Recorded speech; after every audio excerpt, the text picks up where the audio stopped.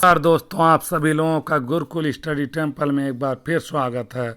आप सभी लोगों के लिए मैं Anshuman Pandey class 12th English subject का पोएट्री का पोयम माई हेवन, जिसके पोएट रविंद्रनाथ टैगोर जी हैं, का सेंट्रल आइडिया लेकर के आया हूँ, जिसका एक एक इंग्लिश लाइन का हिंदी में अर्थ भी उसके नीचे लिखा हुआ है, ताकि आप सभी लोगों को समझने में ज़रा सा भी दिक्कत न हो। तो सीधा चलते हैं हम सभी लोग अपने सेंट्रल आइडिया के ऊपर।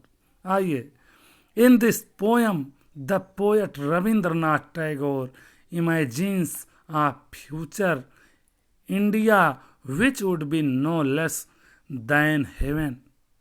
इसका अर्थ है, इस कविता में, इन दिस पोयम, इस कविता में, द पोएट रविंद्रनाथ टैगोर, कवि रविंद्रनाथ टैगोर जी भविष्य के भारत की कल्पना करते हैं, भविष्य के भारत की कल्पना करते हैं, which would be no less than heaven, जो किसी स्वर्ग से कम नहीं होगा। Which would be no less than, जो कम नहीं होगा किससे? हेवन मीन्स स्वर्ग से। आइए आगे देखते हैं। There the people's minds would be free from fear and narrow mindedness. There the people's mind, वहाँ लोगों का दिमाग, would be free from fear and narrow mindedness, लोगों का दिमाग भय और संकीर्ण मानसिकता से मुक्त होगा। वुड बी फ्री मीन्स मुक्त होगा, from fear and narrow mindedness, यानी कि भय, फियर मीन्स भय एंड नैरो माइंडेडनेस मीन्स संकीर्ण मानसिकता, यानी कि वहाँ पे लोगों का जो मन होगा वह भय और संकीर्ण मानसिकता से मुक्त होगा। They would have no distinction of caste, race और लैंग्वेज, उन्हें जात, नस्ल और भाषा का कोई भेद नहीं होगा। They would have no distinction means वे कोई भी भेद नहीं रखेंगे। आप कास्ट, किस चीज़ का? जाति का, रेस, नस्ल का, और लैंग्वेज अथवा भाषा का। They would not be conservative, वे रूढ़िवादी नहीं होंगे। कंजर्वेटिव मीन्स होता है रूढ़िवादी। दे वुड नॉट बी, वे नहीं होंगे कंजर्वेटिव, रूढ़िवादी। They would share knowledge freely and use their reason in thinking and bringing their thought into practice, वे अपने ज्ञान को साझा करेंगे। दे वुड शेयर नॉलेज, वे अपने ज्ञान को क्या करेंगे? साझा करेंगे। कैसे?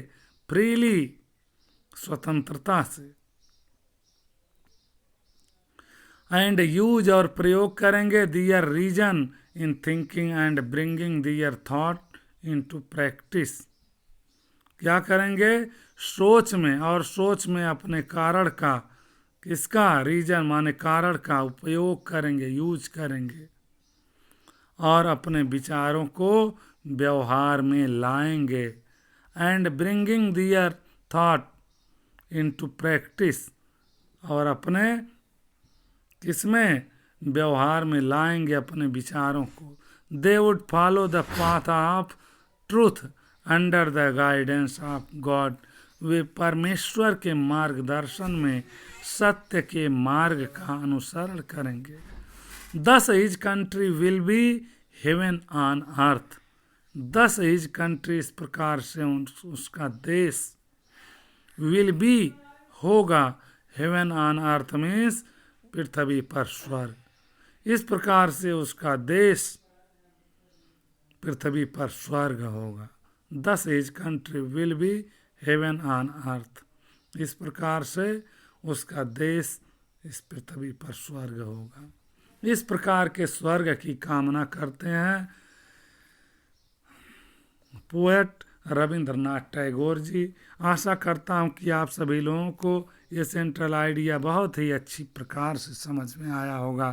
तो आपसे निवेदन है कि आप सभी लोग यदि इस सेंट्रल आइडिया, जिसका नाम माई हेवन है। अगर बढ़िया से समझ में आया हो तो ज़रूर लाइक करिए, शेयर कीजिए, और जो लोग अभी तक हमारे चैनल को सब्सक्राइब नहीं किए हैं वे लोग तुरंत सब्सक्राइब करें और बेल आइकन को तो ज़रूर दबा दीजिए, क्योंकि इस तरह के बहुत सारे वीडियो जो आप लोगों के class 12th class 9th class 11th के इंग्लिश की तैयारी कर रहे हैं बच्चे बोर्ड एग्ज़ाम के लिए, उनके लिए ही अत्यंत का लाभदायक होगी। और ये सेंट्रल आइडिया 7 नंबर्स के होते हैं और 7 अंक आप बहुत आसानी से प्राप्त करेंगे। धन्यवाद।